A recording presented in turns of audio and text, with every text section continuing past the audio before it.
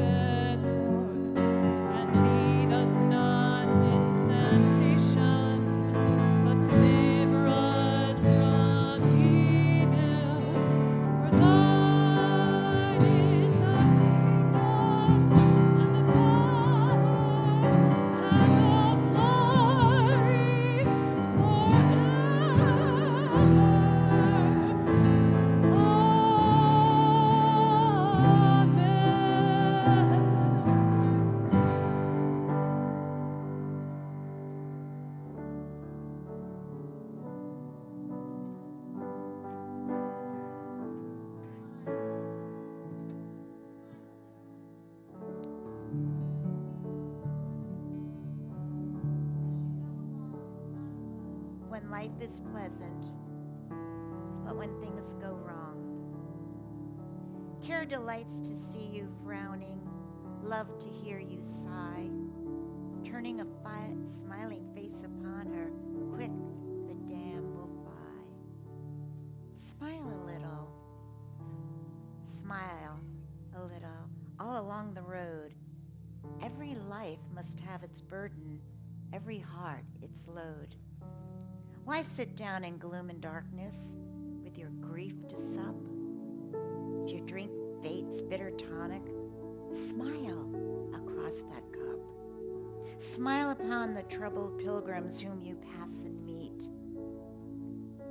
Frown at thorns and smiles are blossoms off the weary feet. Do not make the way seem harder by a sullen face. Smile a little. Smile a little, brighten up the place. Smile upon your undone labor, not for one who grieves, or his task waits wealth or glory. He who smiles achieves. Though you meet with loss and sorrow in the passing of the years, smile a little, even through your tears. And as we go into that quiet place, bring a smile to your heart and soul.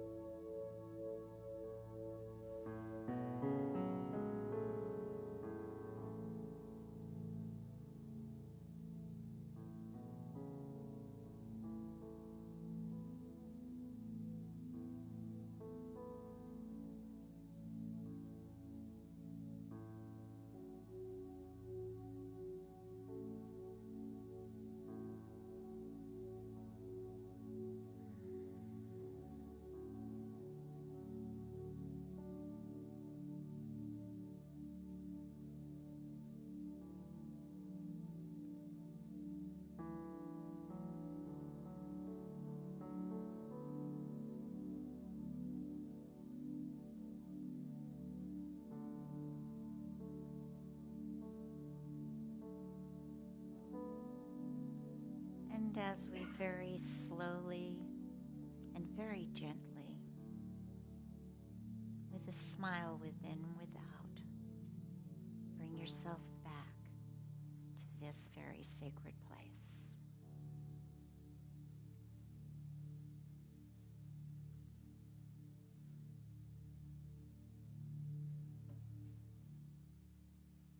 Good morning. It's such an honor to be here with you, and I enjoyed meeting so many of you yesterday as well.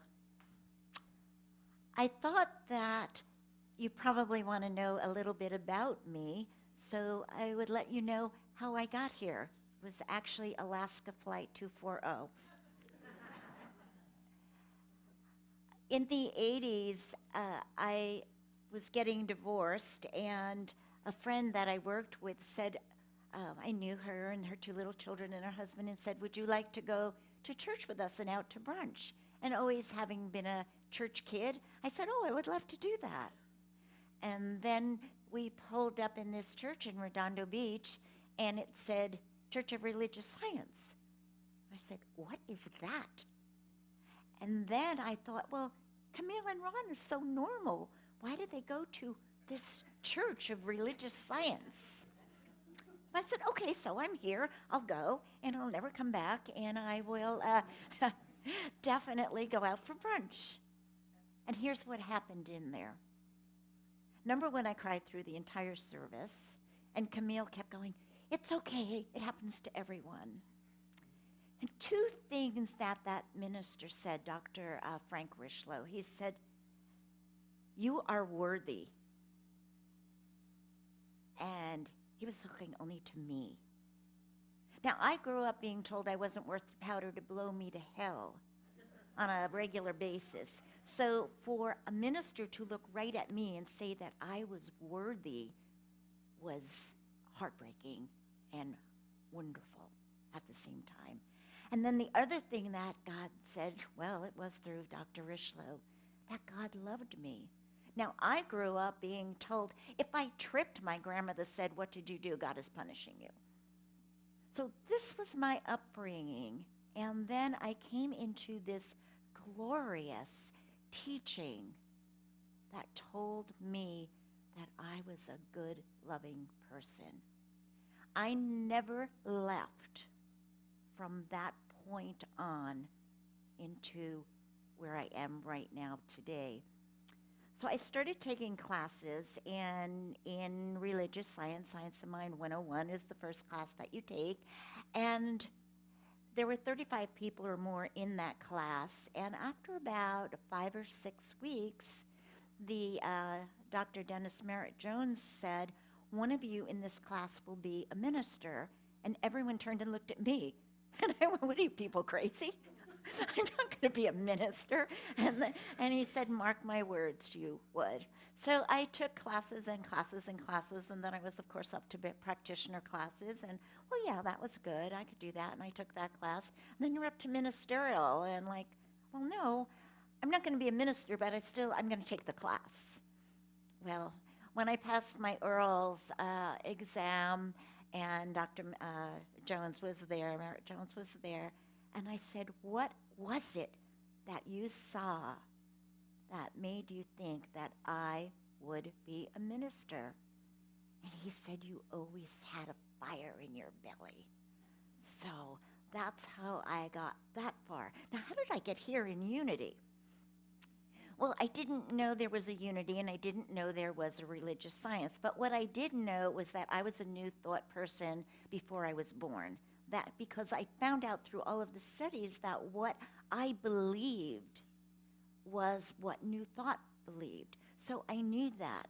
But then as I started studying all religions, and especially Unity, I said, I would rather be a Unity minister. And the reason for that was because I'm a little bit more biblical, I'm a little bit more traditional, and even though religious science is based on Jesus, the ministers have diluted that. And I don't like that. And Bible study was like 1 week out of 4 years of study. So But I said, so in my next lifetime, I'm going to be a unity minister. And about 2 years ago, I was doing a lot of speaking at a unity church in California because they were without a minister. And all of a sudden in meditation, it kept coming to me, in this lifetime, in this lifetime. And I was like, what, in this lifetime? I didn't quite know what that was. And then one day, somebody said to me, why wait? Why wait? Why not be a unity minister in this lifetime? So I opened up that door to that possibility. I planted the seeds for that. I started doing a lot more studying about unity, and that's how I got here today. So I wanted to share that part with you because we all have those stories, and my story is what I call kicking and screaming on my way to transformation, because I was not going to be a minister. So, and here I am. And we have those defining moments in our life that when we realize that we're no more comfortable being in that complacency, in that place where we just are, that there's something pushing us. There's a divine impress that's saying, move on, be more than you can be. And there is always something that says there's a higher ground. There's something within that wants you to emerge, to come forth and blossom. So in our new thought teaching then, one of the discoveries that I learned is heal the separation, heal your life. There's nothing to heal, there's only something reveal, right? So, right? Yes, okay, I just want to make sure you were on the same page with me here. Okay, so we are never separate from God. And I think that coming from other traditions, that's a hard thing to accept, that God and I are one. It's not that I have to go out there and find God, or I have to go out there to find spirituality, but that we're born spirit and that God is within us. And this is a wonderful thing. When I realized and understood what it meant to say, I am, the I am, that I am. When I realized that, I grasped and embodied that. That is when I knew I had to move forward, and there was absolutely no turning back. Have you felt that? You start to grasp this teaching, and then all of a sudden you go, you can't go backwards. There's no way. You may stay in a new place, but most likely you're going to go forward because this is a path that's so wonderful. The I am then is the image and likeness of God. Every time we say I am, we are in prayer. And we think that we may pray in the morning when we wake up, and we may pray before dinner and pray when we go to sleep. And we think, I do my prayers during the day. But every single time that you say I am, you are in prayer. Which is why it's so important that we guard the temple gates, because the God is no respecter of people. So it doesn't know, and the subconscious doesn't know other than to say what? Yes. So we have to guard the temple gates and be careful what comes out of our mouth, because every I am is a prayer. In the Essential Charles Fillmore, he writes this: when man thinks or says, I am, he is potentially giving freedom to the seed ideas that are contained in spiritual capacity for all being, and that being is with a capital B. He goes on to say, the more we dwell upon and expand our I am, the greater looms its original capacity before us. So when we can heal the separation, and that we really embody, not know intellectually, but really embody that which is in, that we are part of God, then is when we begin to heal our life. Plato once said this, and it's so appropriate, that if the head and the body are to be in good condition, we must first heal the mind and soul, that all good and evil which befalls the body flows upon them. And science, of course, and quantum physics, we know that this is already confirmed this to be the truth. And we know this truth. There is absolutely nothing to heal, only something to reveal. So I found this beautiful poem in this unbelievable book. Look at how delicious this is. Written in 1901. It's called Poems of the Power, and it's by Ella Wheeler Wilcox. And the interesting thing about this poem is I found this before you and I ever found each other. And in meditation, I kept hearing, for your talk. This is for your talk, for your talk. Again, I didn't know what that was saying to me, and I wrote it on my desk, and I just had for your talk. And then a few weeks later, Unity Worldwide calls me and said, would you like us to send your paperwork to Sheboygan? I went, Sheboygan, okay.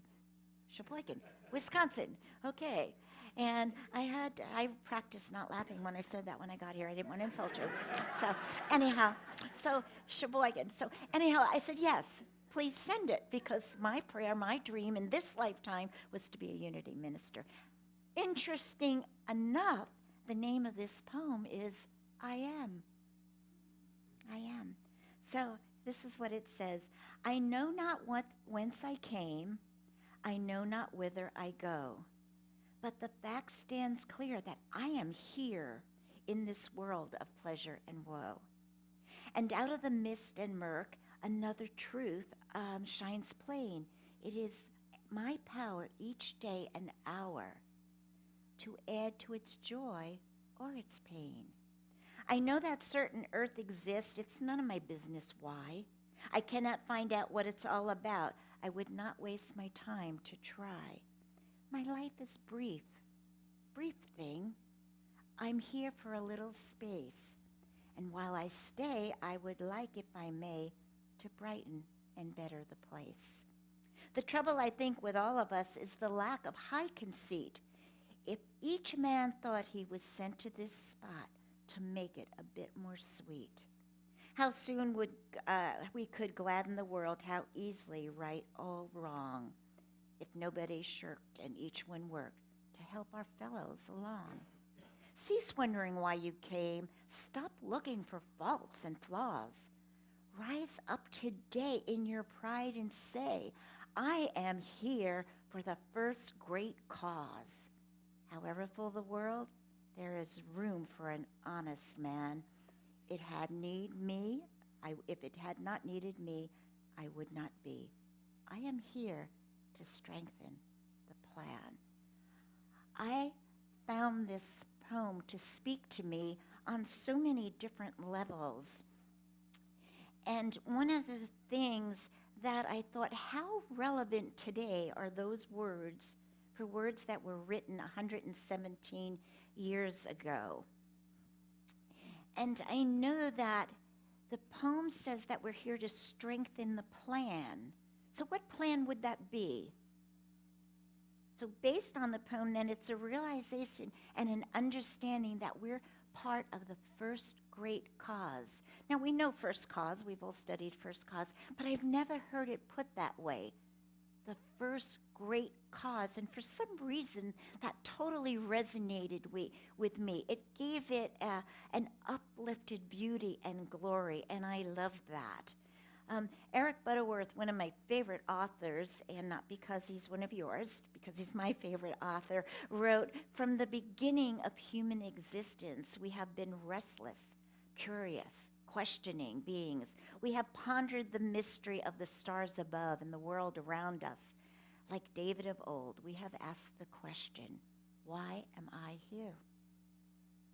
And another thought about why I'm here, we are told by Miss Wilcox to cease wondering and rise up today in pride. So I had to ask myself, do I rise up in pride for God? Do you rise up in pride for God? Think about that. And what I thought about was how much more God or Spirit delights me as I evolve on this path. God excites me and makes me smile, and I take pride. So yes, I do rise up.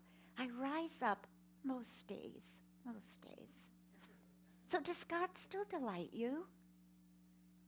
I love the synchronicity and the intuitions and the little signs along the way. Like this poem showing up, and I didn't know how it would fit into my life or the importance of it.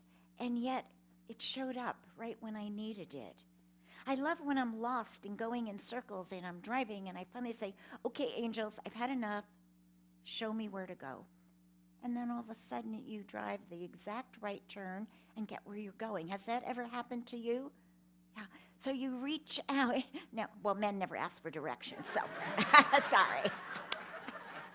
Sorry.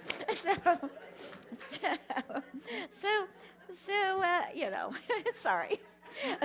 So what all this means is that if you're aware and you're in touch with that presence that's within you, that God within you, then you're in tune with the essence of who you are. And when you're in tune with the essence of God, then you're in tune with the presence.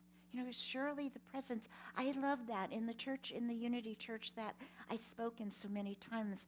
We sang that song every morning, and I loved it. In fact, the music here today is totally bringing me to tears, so I don't want to go there right now. But I love that because, yes, the presence of God is in this place, but it's also within us.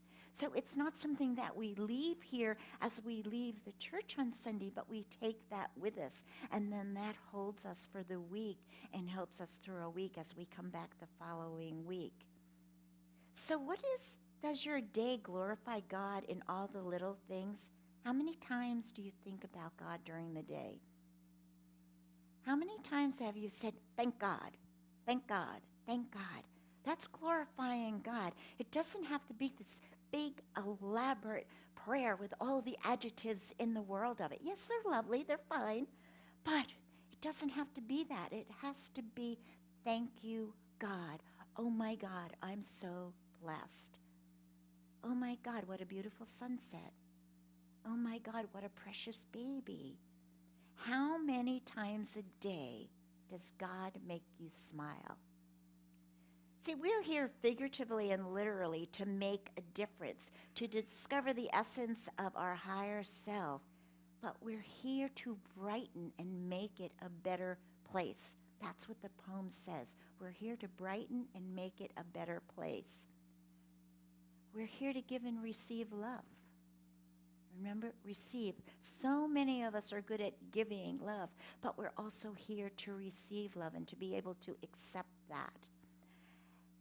And we're here to take care of those that are less fortunate of us. We're definitely here for that. The lonely, the sad, and the people that need just maybe a hug or a smile. And we can only do this if we're true to our own faith and true to ourselves. In our lives, I'm here to tell you this, and I believe this with my whole heart and soul. There is no longer room for greed or hate or anger or jealousy. We don't get to do this anymore. We don't get to do this anymore. We can't live like this anymore. We're needed, and God is calling. God is calling us to take the high road, and we must find a new design for living. How do we create our life as we leave here today? How do we create something new and something beautiful? How do we go from within and bring that which is in us out into our families as we leave here today?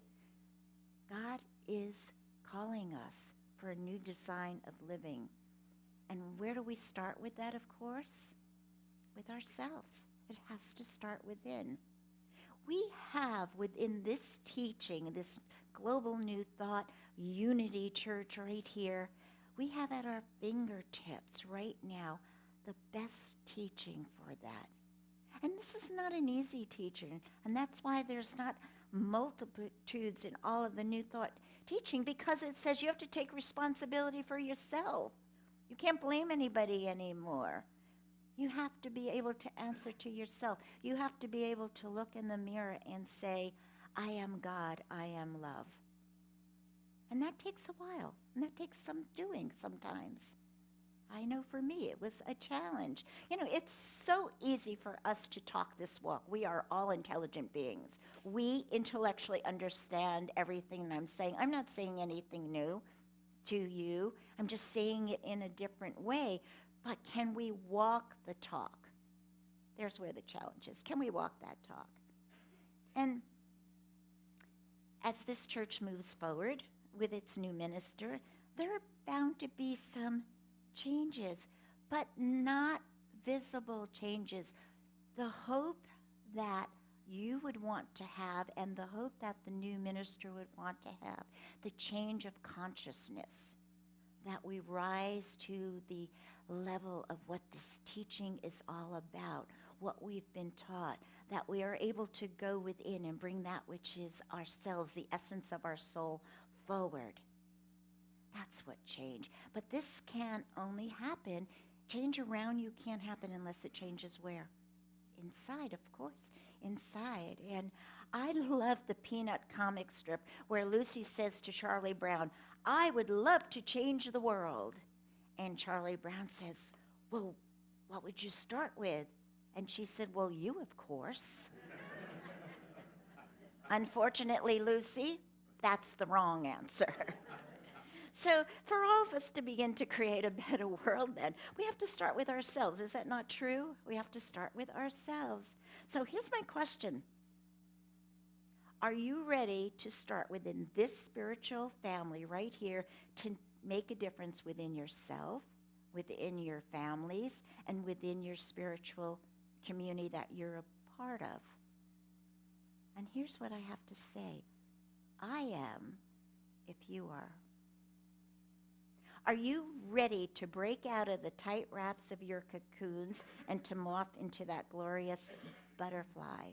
Are you ready to begin a new dawn, a new spring, and infinite possibilities? I am, if you are. So as we're moving towards the close of the Lenten season to Easter Sunday, like Jesus, we can rise again, and we can rise to new heights, and heights of understanding ourselves, accepting what is, letting go of what is not. We are told that we can do greater things. Then let's do them together. I'm ready. Are you? So for those of you that saw my DVD, you know that my goal for 2018 is to dance with the beloved and to allow God to lead. So what if we could dance together? What if we create a beloved spiritual community right here together with God as the leader? What if? So what does that mean? What does it look like? I think it can be a roadmap to transformation individually and collectively, making a commitment to love and to respect and have integrity, and as our higher standings, allowing empathy and passion and compassion to be the driving force. Can we together live our lives in radical amazement? That excites me. Radical amazement. Not just being, that was nice, but really getting excited about something new. Radical amazement. That each day then is an awesome blessing and a beautiful thing that is filled with the breath of God. That we know that there's armies of angels surrounding us, and that no matter what happens, we are poised and we're calm and we can see our way clear to go to prayer first, to that first great cause.